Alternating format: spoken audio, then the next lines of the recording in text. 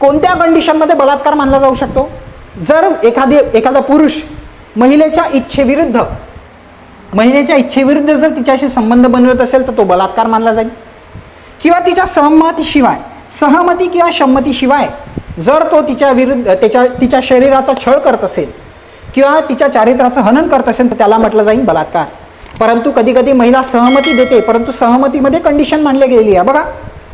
तिसरे, जर तिने सहमती दिली परंतु संमती कोणत्या परिस्थितीमध्ये दिली?